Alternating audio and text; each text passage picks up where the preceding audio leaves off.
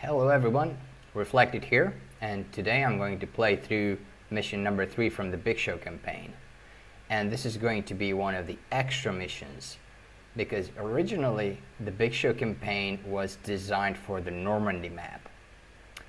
Now, historically there were some locations that were on the map, like on the Normandy map, but it's one of those low detail areas that have recently become a lot uglier. So then we got the channel map, which has Biggin Hill and Deadling, and it's just beautiful.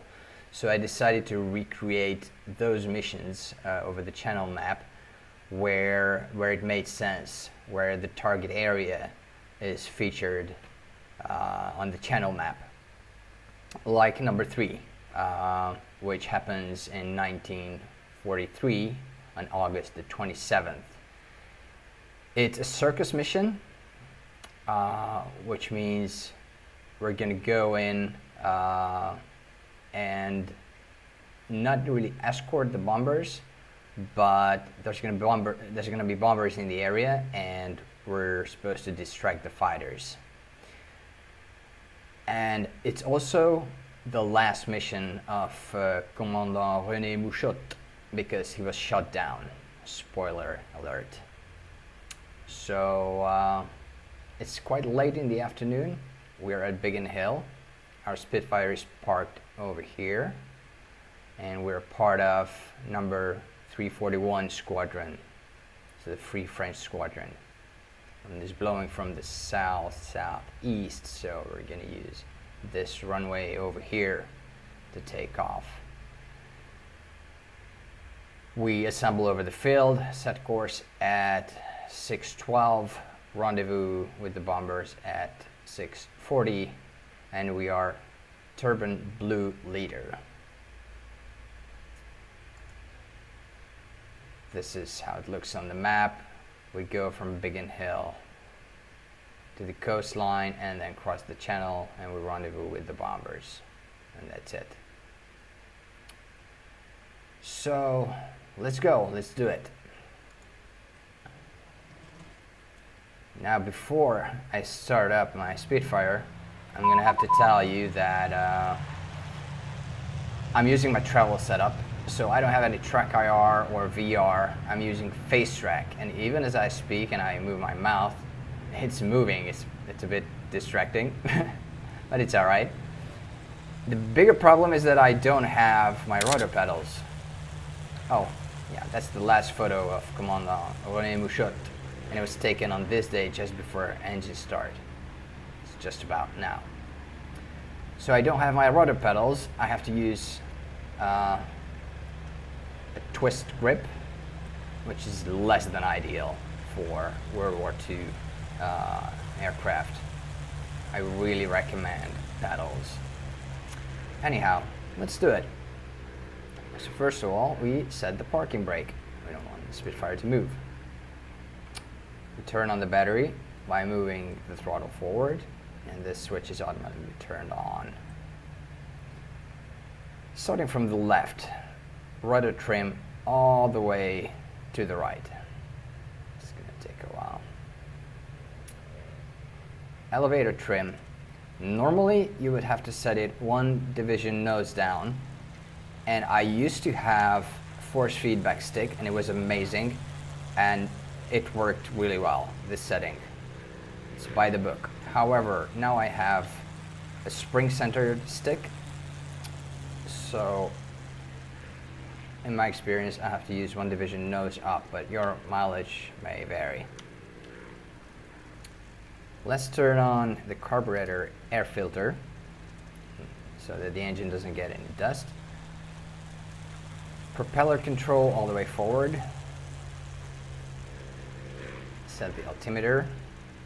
I'm not really sure what the altitude is, but we have QNH 1020, so we just set the pressure 1020 in the window here. Okay, we're at approximately 550 feet above sea level. Okay, time to turn on the fuel. and pressurize the fuel lines. The light is out. It's good. Let's prime the engine.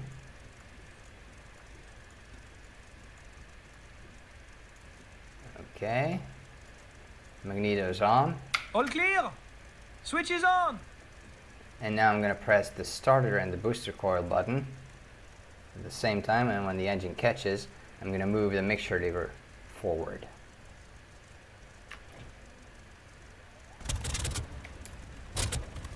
Release the buttons. Engine's running. Now it's time to turn on the fuel pump. It's one of the switches down here. I have it assigned to a button. I recommend you do that. If you don't do this, your engine will cut out at high altitude and you won't know what's happening. I'm also gonna open the radiator because on the ground it can overheat easily. It has two settings, either fully open or automatic based on the temperature. That's what you want in flight, but right now I'm gonna open it. Let's close these covers.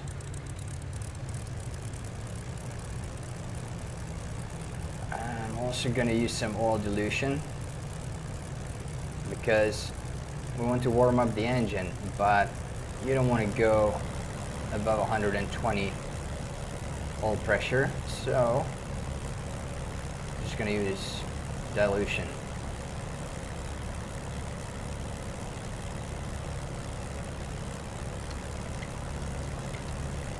Okay, what are the timings once again? Leader takeoff, it's already happened, and we have until 1812 takeoff, get airborne. Now you want at least, I'm not sure about the exact numbers, but we have checklists here. Coolant temperature 60, that's the minimum. Oil 15, that's the minimum. That's good, but we want this, the coolant temperature, to reach 60 degrees before we start taxiing out. We can increase RPM a bit as long as we keep an eye on the oil pressure. Okay, it should be good. By the time we get to the runway, we're going to be okay. Now also, Channel B, that's Zona, that's big inhaler control. So, okay, let's roll.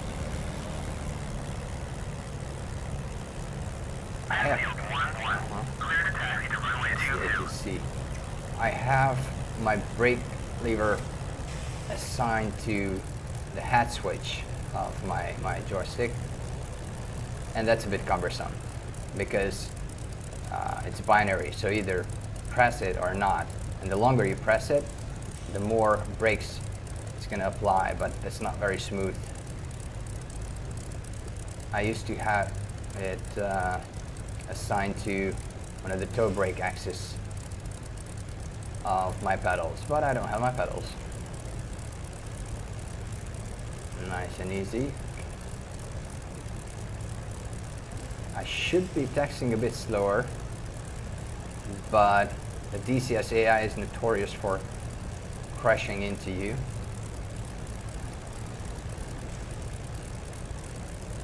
Whoa. Not sure what happened there.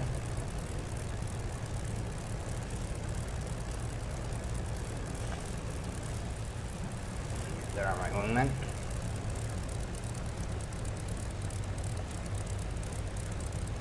So apparently, what the?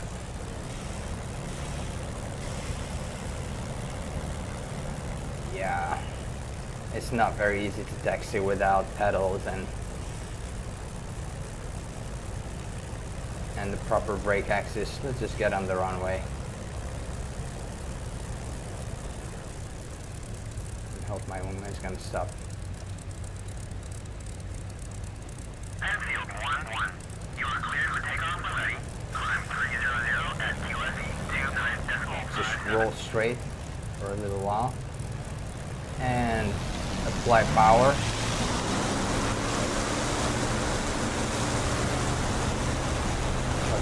rate, not too much power. Increase it to +7, +8 boost.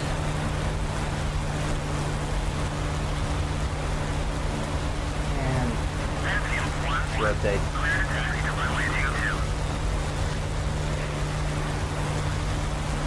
Gear up.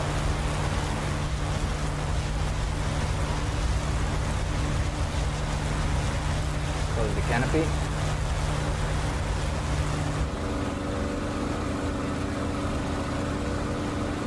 Trim the aircraft. Around the gun side. Okay, we have to rejoin with the wing orbiting over the airfield. Let's throttle back a bit.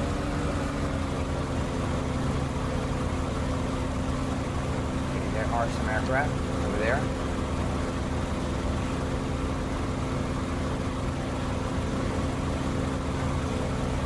And what we also want to do is turn on the external fuel tank and then turn off the internal fuel tank. So we use the external fuel before we use the internal. So when we run into the enemy, we can drop the tanks and we still have lots of fuel to return to base.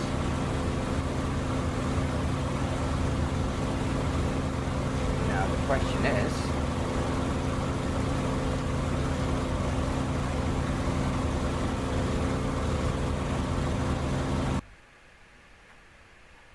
I'm going to cheat a bit. I think it's just time that we set course. It's 6:12. We got airborne just in time. Stalking too much.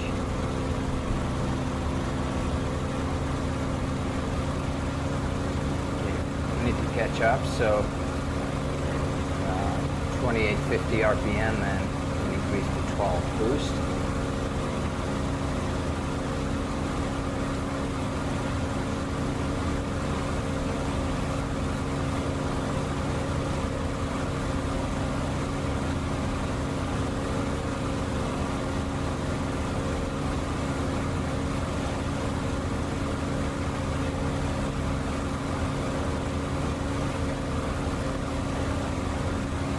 Next up is Dungeness.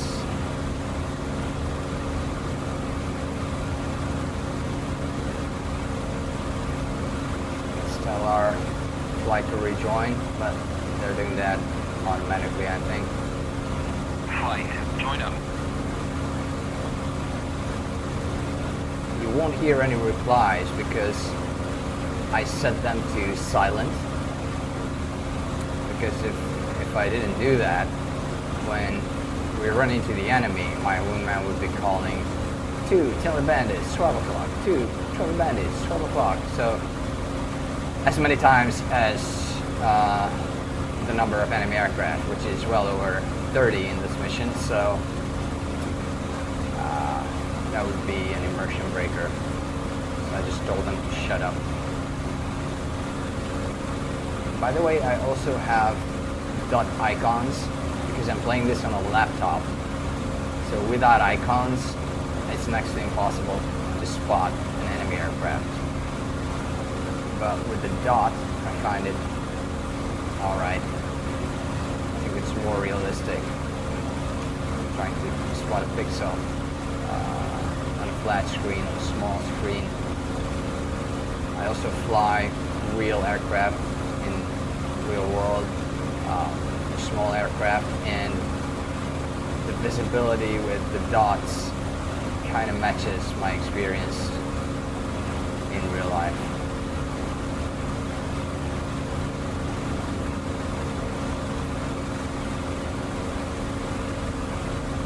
Okay, the flights are slowly joining up.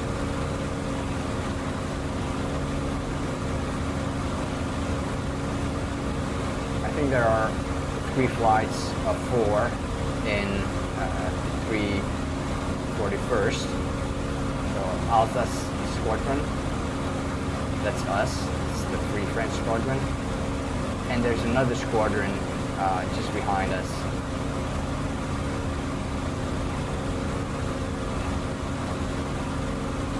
For your info,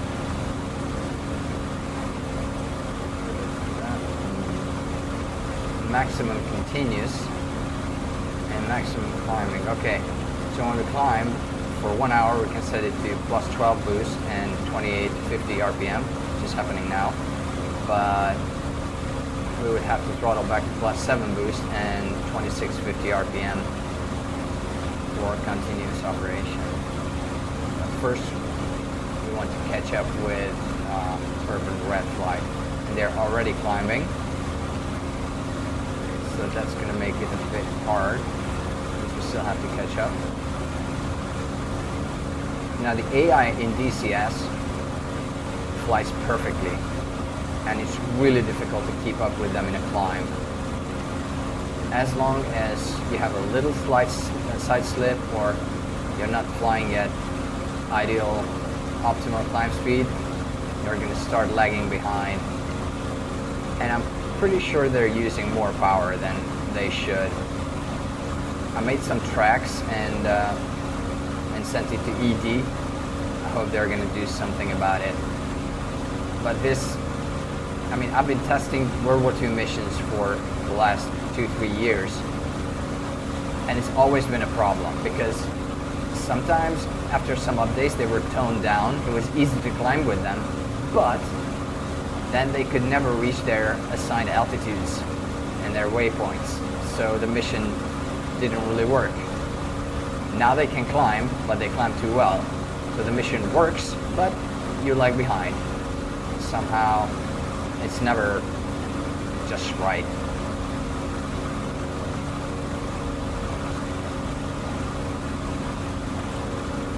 In the meantime, I'm trimming the aircraft as best as I can, especially because with the twist grip I can't really apply rudder pressure to keep the ball centered, so I'm using trim. It's the top needle you should be looking at. It should be pointing straight up. If it points to the right, you need right rudder or right rudder trim.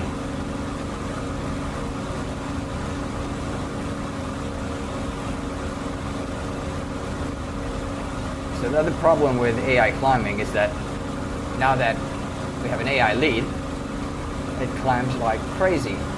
But we also have AI wingman, and especially at high altitudes, they're having real trouble keeping up with you. So I don't get it. Why can an AI leader fly perfectly, like superhuman capabilities, but the AI wingman, they just lag behind and they have a hard time keeping formation? I don't know. I've spoken to Baltic Dragon, and he has a hunch that high altitude winds, because wind is always stronger at higher altitudes, and winds impact the AI differently than when humans. Because normally your airspeed is relative to the air around you. It doesn't really matter if there's any headwind or tailwind. It only affects your ground speed. But somehow with the AI it's different. At least that's what he told me. And I tend to believe him, because if you tone down the high altitude winds in a mission, it becomes better. Anyway, it's also reported.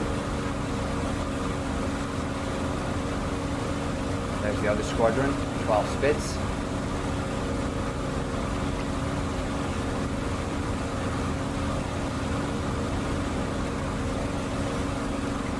See, the others are lagging behind right there. Oh well.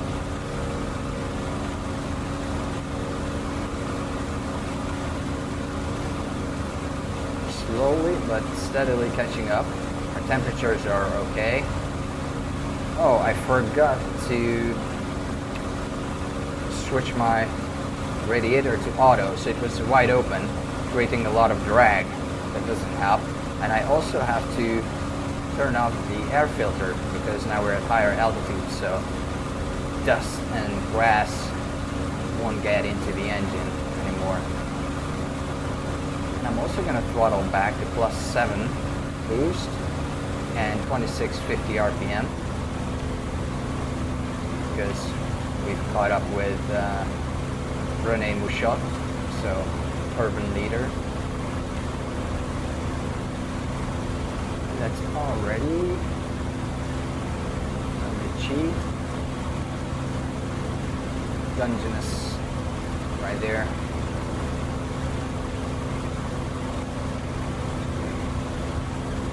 We're at 12,000 feet, so probably after crossing the coastline we're going to climb another 10,000 feet.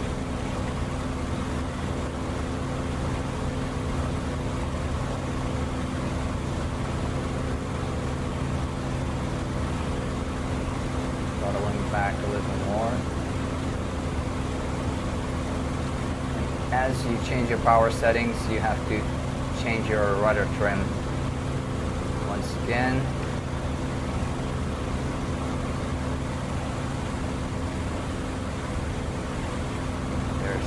Yellow flight and the rest of blue flight right behind me. By the way, these missions in real life, they were flown in complete radio silence because the enemy was monitoring the frequencies, so you didn't want to give away anything at all. Of course, if somebody had engine trouble or there were emergencies, you'd break that radio silence, but usually everyone paid attention at the briefing and it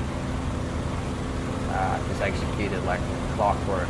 So in a campaign, that's a bit of a difficulty because flying in silence can be boring for some people. But if I add a lot of chit-chat and banter to keep you entertained, then it's going to be very unrealistic. Okay, we're turning a bit. Course correction. That's another thing about the AI. If they reach a waypoint and turn to a new heading, they don't turn to the new heading, they turn a lot more, then they turn back a bit and then correct again. It kind of messes up big formations. Lots of items on the AI wish list.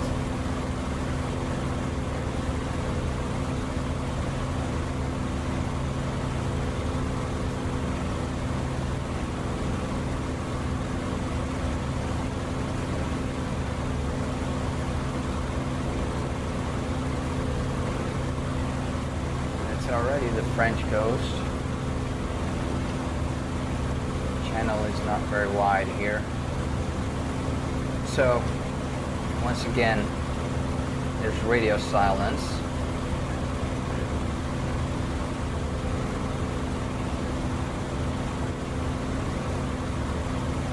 We should be on channel B. Nobody told us to switch to channel C. Channel C is aggressive control.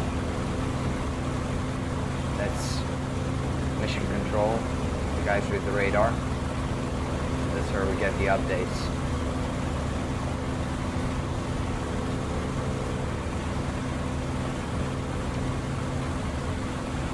Slowly catching up. The lead flight is going to start climbing soon. And you're going to see when the AI climbs, they pull up sharply, they cut the engine, decelerate to optimum climb speed. There. And then they accelerate once again. It's pretty hard to keep up with this maneuver, and it just doesn't make sense. I also reported it. They should just add power, and their speed will eventually bleed to optimum climb speed.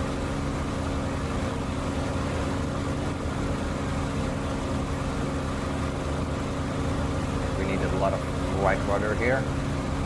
Trimming. And the second stage of the supercharger is not kicked in yet. Now it just has. I throttled back quickly in order not to overboost the engine. We're at 15,000 feet. Past the English coast.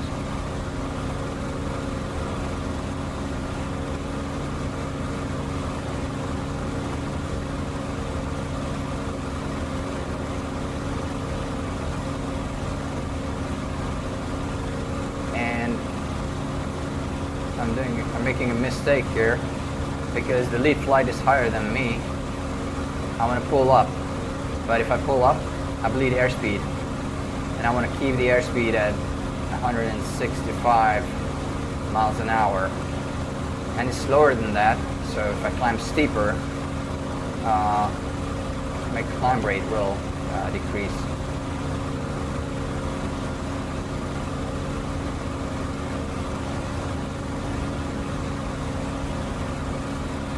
Let's keep an eye on the temperatures. Fine.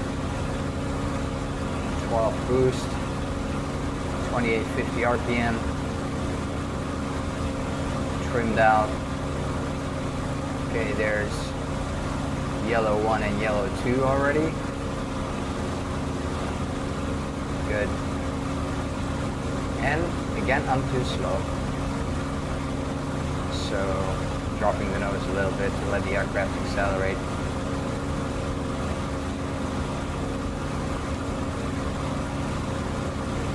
See, I'm kind of keeping up with them. It's not that hard, but they're already a bit higher.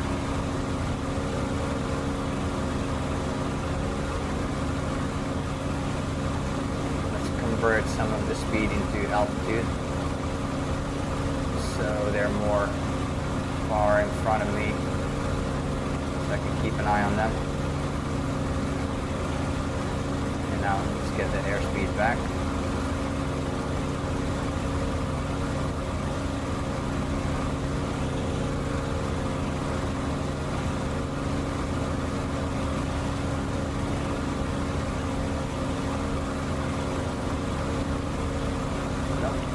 Not a good idea. But we're at 20,000 feet already. 2,000 feet more and we're going to level out.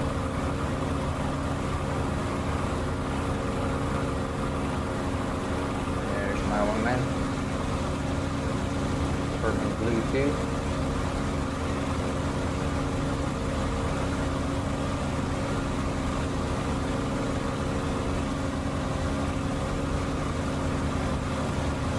Oh, I'm going too fast. I'm drifting as well.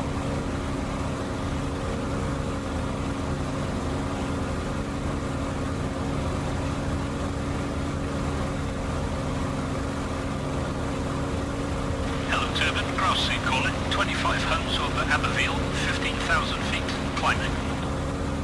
Okay, the Germans know that we're coming. Abbeville is down there. They're climbing to meet us.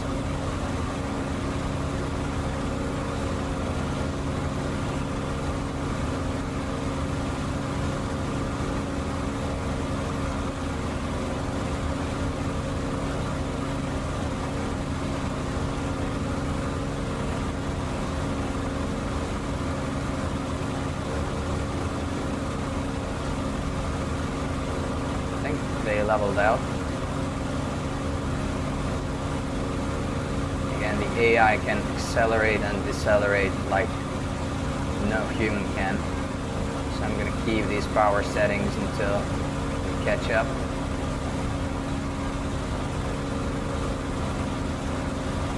As I accelerate, I need to use more left rudder. Okay, those are the bombers over there. 30 plus over Saint-Omer, 20,000 feet, going west. That's a problem. We're dead ahead. Okay, let's throttle back a bit. +7 boost. Always decrease power first and then decrease RPM. And when you add power, you increase RPM and then increase the throttle. Because you want to avoid flying at low RPM and high boost. It's gonna blow your engine.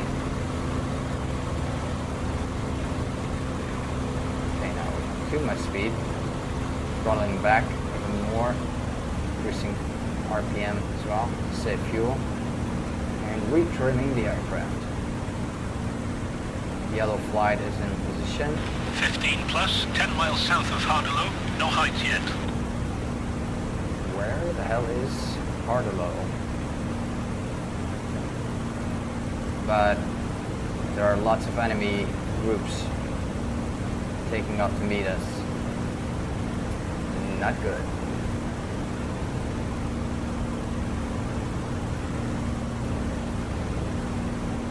I'm pretty sure the Spit has some cooling problems as well. The engine can be overcooled very easily. These are cruise settings. So in real life you would fly at high altitudes at these power settings, but the engine shouldn't go below 60 Celsius, the coolant temperature, because yeah, that's below the minimum.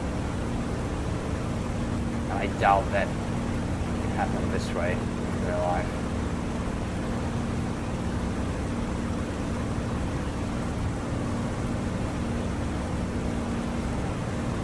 I've seen this reported on forums. I'm not sure about the status or what ED 40 replied. plus, 5 miles from the big boys, 25,000 feet, about to Plus. engage.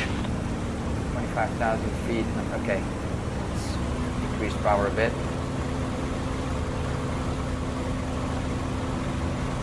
Let's turn on the main tank. Northern Giblet Squadron. Turban and Giblet, drop your babies. Turn off the external tank and drop the baby. Tank released. Just to be sure. Yeah.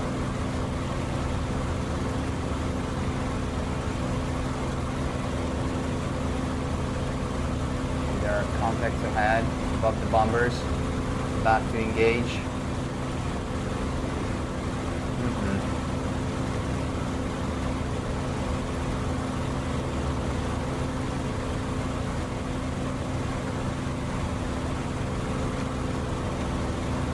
Increase power, we're lagging behind a bit.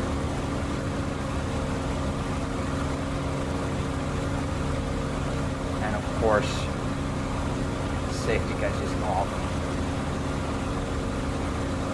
I sometimes forget to do this. I get in position behind the 190, press the trigger, and nothing.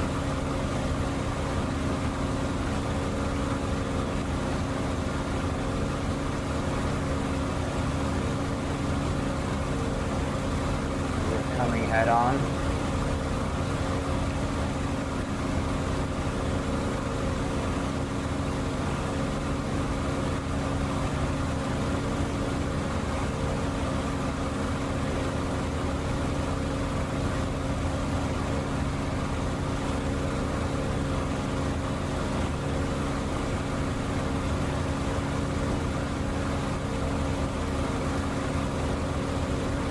Still Hello, Type Leader. 6 aircraft, 9 o'clock. Move. 9 o'clock. Allô, German leader, yellow one calling about tempo west and 4 o'clock above. 4 o'clock. Turban red section. There. Red port. Okay, they're everywhere. Left, right, center. Second element, engage. Then it's Engagement. wingman, cover me. 2, cover me. Let's take care of these first. Coming head on.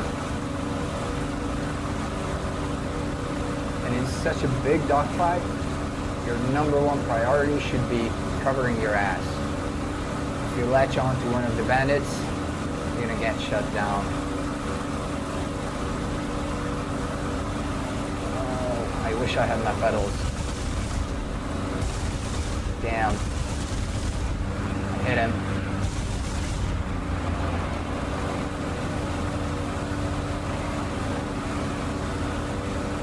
And I'm doing what I shouldn't do, latch on to one bandit. I think there's one behind me already, getting into shooting position, so let's keep turning. Oh putain! Get him off me! Now in a Spitfire, you want to apply very gentle pressure on the stick when turning. In real life as well, it was super sensitive, and we are chair force pilots and we have very short sticks, no pun intended. So we have to be even more careful when when moving it. So I'm just moving my stick now a few millimeters in order to turn. Otherwise, the Spitfire will enter high speed stall very easily.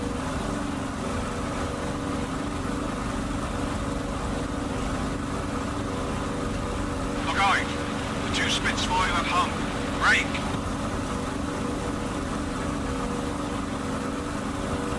Didn't see anyone behind me. Let's hope I can. Quick burst. Aw.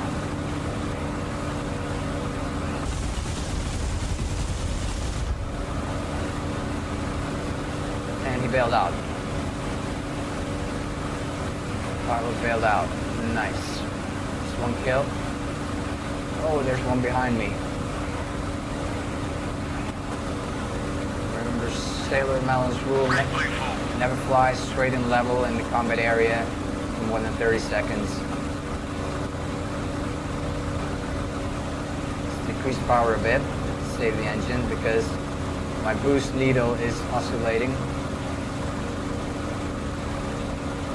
Turning with that fuck wolf. He cannot turn with me. With those short stubby wings.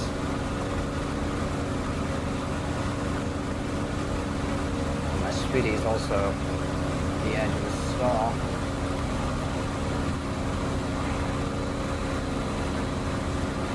It's a big melee, sorry, pronunciation. Aircraft everywhere.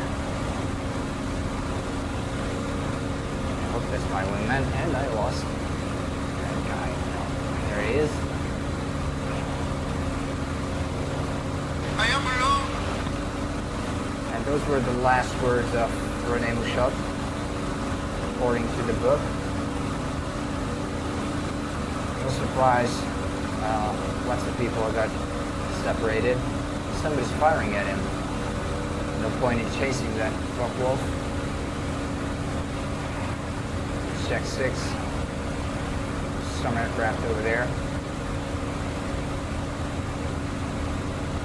Let's throttle back a bit and try and get some altitude. What's that? I think it's a fuck wolf. 190.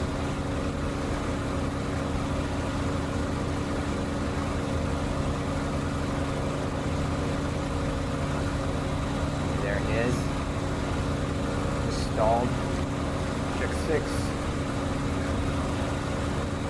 So usually when you play my campaigns, your #1 priority should not be to get kills, because if you focus on that, you'll be dead after the first couple of missions.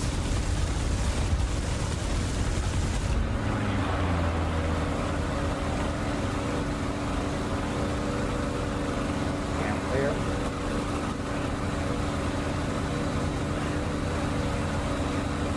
Hit him hard. Not sure what damage I did. Let's go for a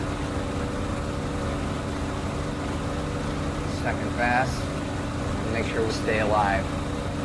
Even if you don't shoot anyone down, but you stay alive and make it back to base, live and fight another day, that's good.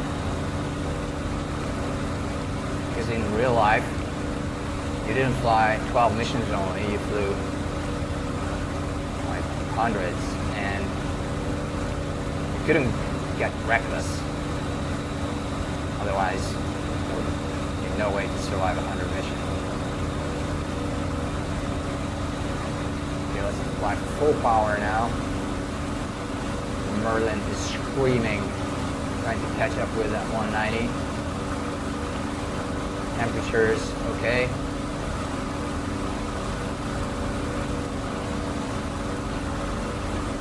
6, all right.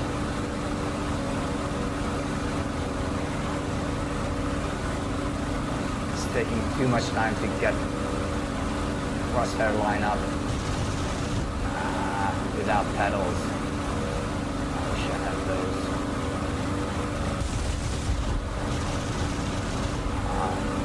Run out of 20 mic.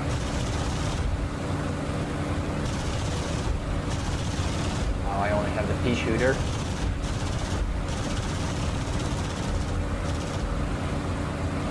And out of ammo.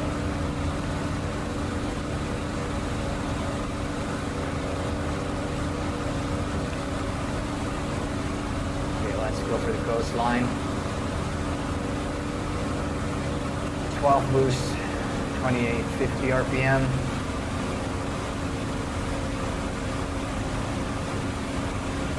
Somebody's behind me. Windman, cover me. Cover me.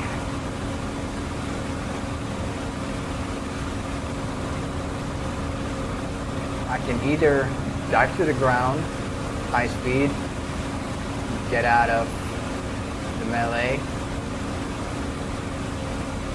or try and climb, I guess, some altitude.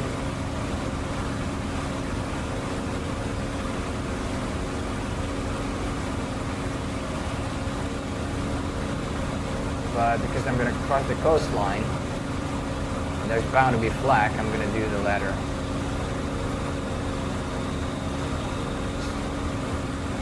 Climb, but keep an eye on my 6. You don't want to cross the coastline at low altitudes, especially not over cities. So either at treetop level or above, ideally 15,000 feet. And also change your direction often.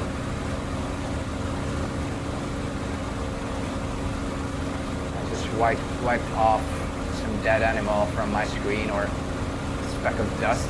It looked exactly like an enemy aircraft following me. Let's climb until the second gear kicks in, where I have more advantage over the 190.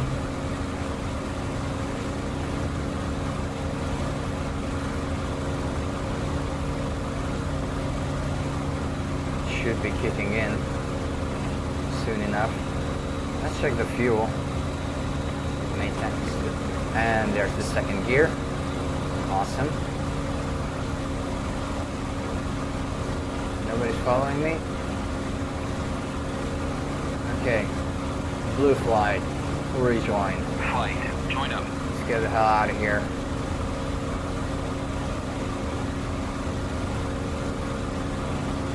And no reply because they're silent. Okay, I want to throttle back a bit. Max continuous.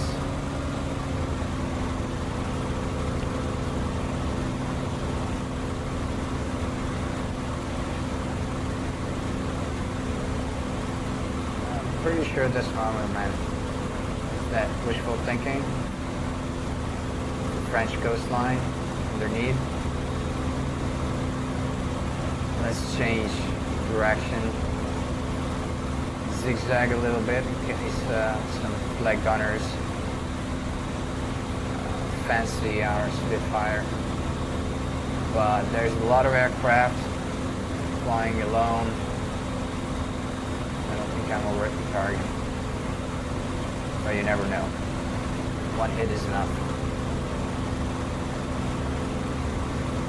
If we were hit, we could call Air Sea Rescue on Channel D.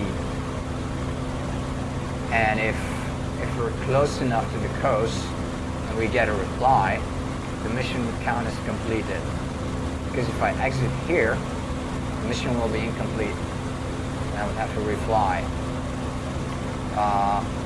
But if you make it back to England, or make it close enough to the shore and call Air Sea Rescue and get a reply, then the mission is a success and you live to fight another day. In historical campaigns, I didn't want to make missions where you had to, I don't know, kill all Germans or shoot down at least 5 wolves. It doesn't make sense. It's unrealistic. You just have to survive and make it back. Maybe not even to base. Let's say we run out of fuel and we land at Mk.IX or something. That's also a valid outcome.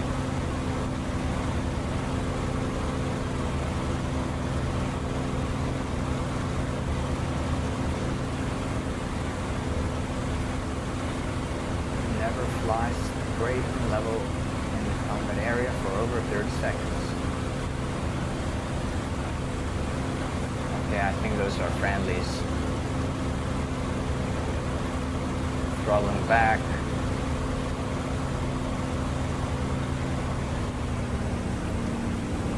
Save fuel.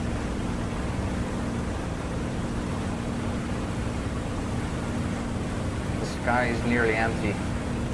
There were 24 Spitfires, lots of B-17s, and God knows how many 190s and 109s. Didn't see any 109s though, but maybe the other groups were 109s.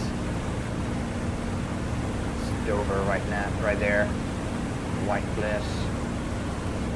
By the way, talking about bomber numbers, it sounds weird, bomber numbers.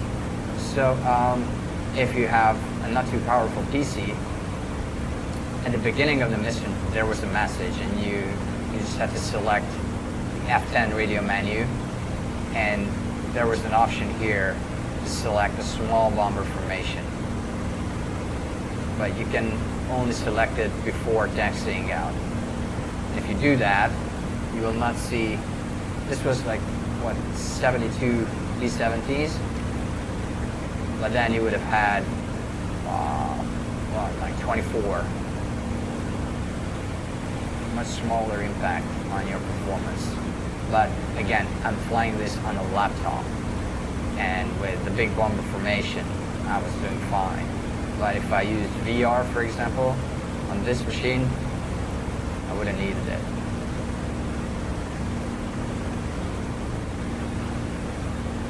Dungeness.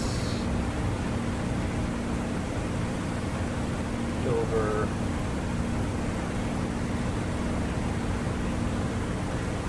I'm not very good at geography of England, but there is Lim. And that's the estuary leading up to London, and that's where we want to go.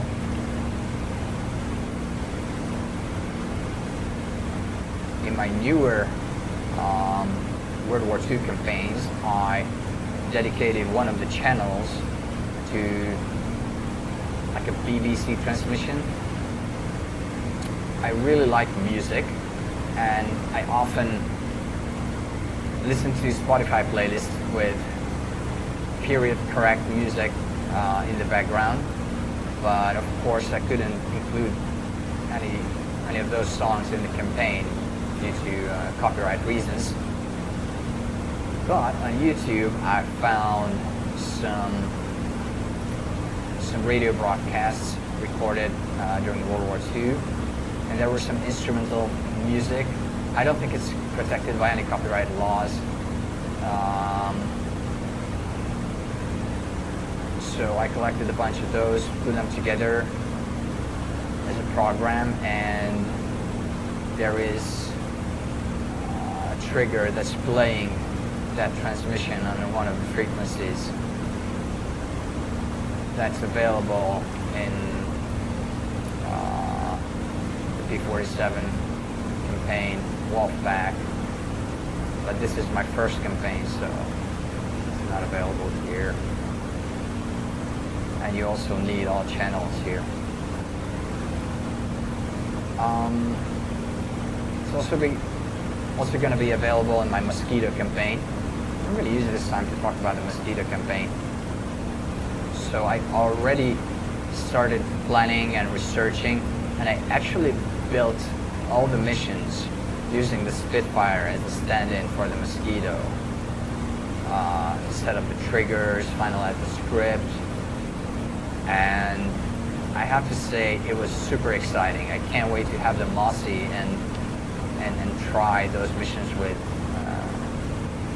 the real thing, because this is going to be a historical campaign, kind of historical, because the Mossie was so versatile,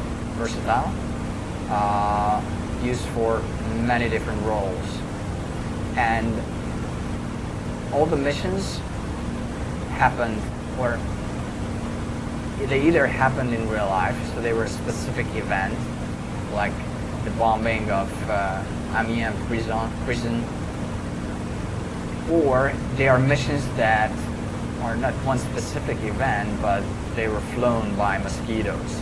And it's not realistic or historical in a way that they were not flown by one single mosquito squadron. So they were either bombers or night fighters or fighter bombers, whatever. It's not like one day you fly a night bombing mission and the next day you fly a fighter bomber mission in daylight. But in the campaign it's gonna be like that. It's kind of like a bouquet of missions flown by mosquitoes. There's Blue 2. Hello. Croix de Lorraine under the canopy.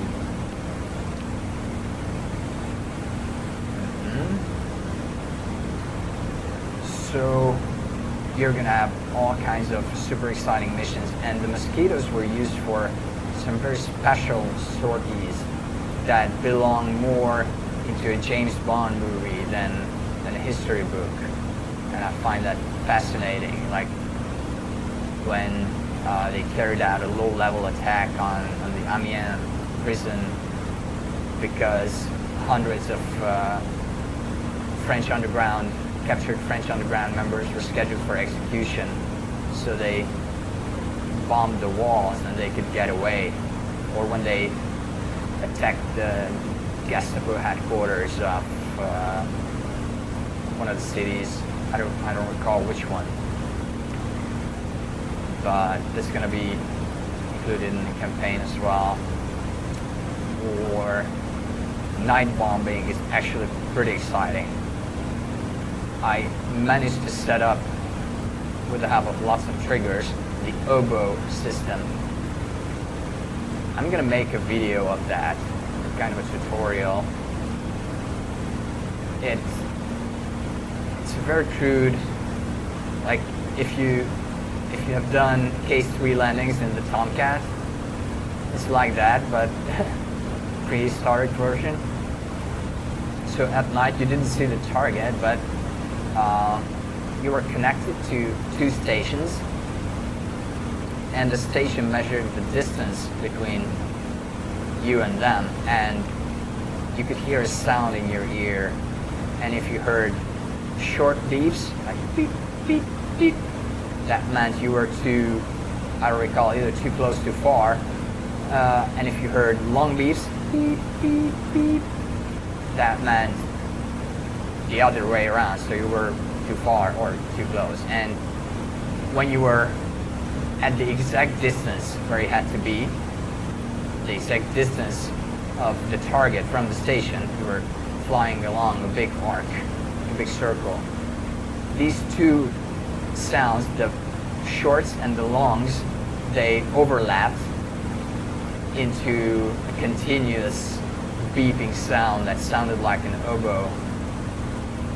And of course, if you got closer to the line, you could hear the long dashes between the dots.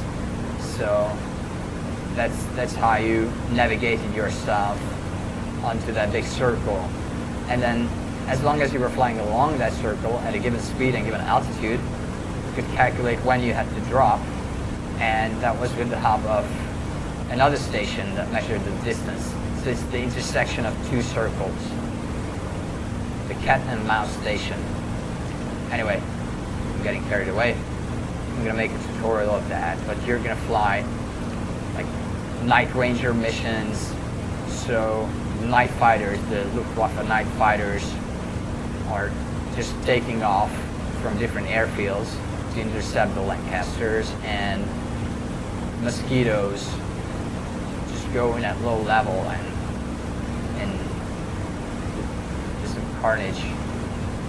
Okay, where the hell is... I'm a bit clueless.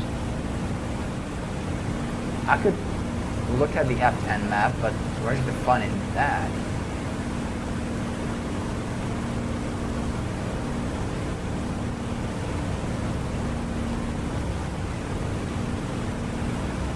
So we're south of London, which is good. we should be. Check the fuel. Still plenty.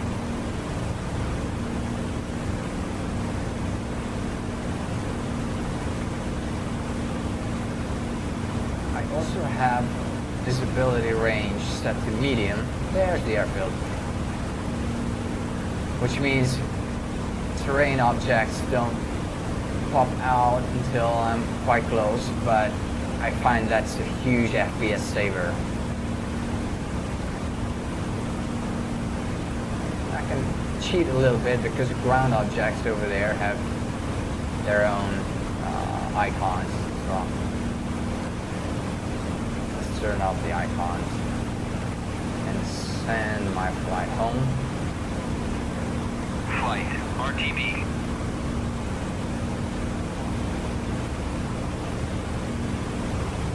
Back to the Mosquito campaign, you're gonna fly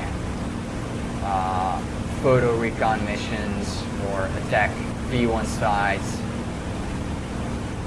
It's gonna offer a wide variety of missions. We need Channel B, Zona, Biggin Hill, inbound. 1-1 inbound.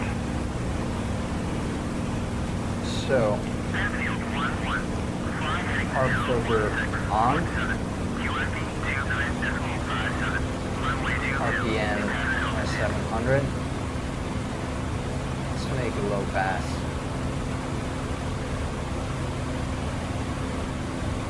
I'm sure the wing commander would approve, and I would not get my ass chewed in real life. Airfield 1-1.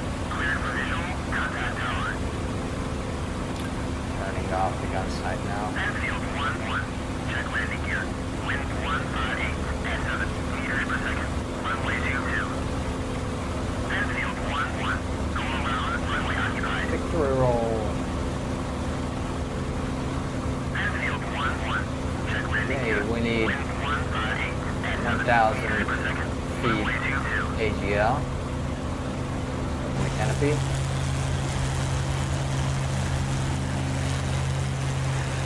Downwind. This is going to get interesting without pedals. Decrease power. At 160, we're going to drop the gear. At 140, the flaps. And full fine pitch. Trim the aircraft and already turn on final. We want the right wing to point at the end of the runway, more or less. We want 110, 120 miles per hour. Control that with the elevator. So if I want to get slower, I just raise the nose. And if I want to get lower, I decrease power. Am I forgetting anything? Gear down, flaps down. Getting a bit slow. Never lower. Nice curved approach so that I can keep the end of the runway in sight because the nose blocks it otherwise. This is going to be very useful when flying the Corsair. Somebody just touched down over there. Airfield 1-1. Check landing gear. Wind 158 at 7. Airfield 1-1. Going around. Runway occupied. Yeah, runway occupied. Okay, flare. Got the throttle.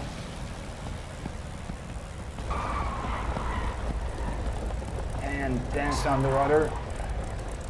Not like that.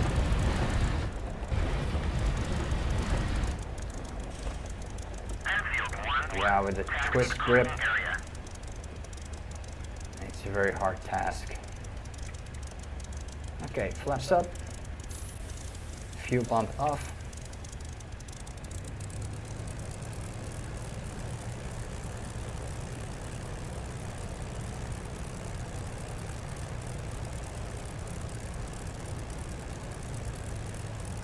Let's get up the runway. Let the others land.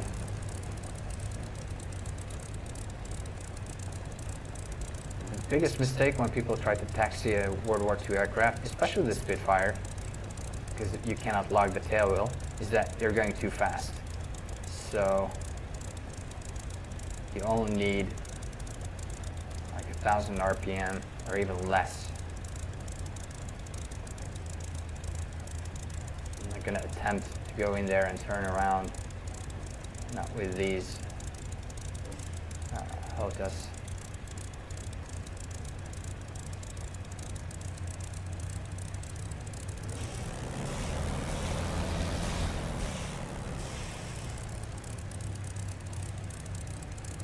Okay, parking brake fully on.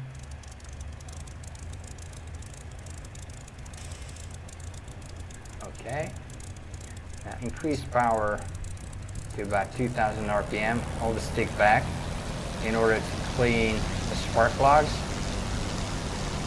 Cut the throttle, mixture off. Slowly open the throttle as the engine splutters and dies. So that next time it starts more easily. And when the prop stops rotating, I turn off the ignition and the fuel cock as well, and the battery. It's pretty ingenious. When you turn it off, throttle closed, and as you increase the throttle, this thingy flips the switch on. So battery's on now. Radio off, of course.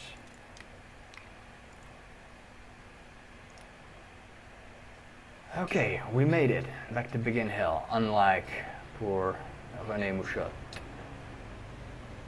There's another speedy landing. Let's check the results.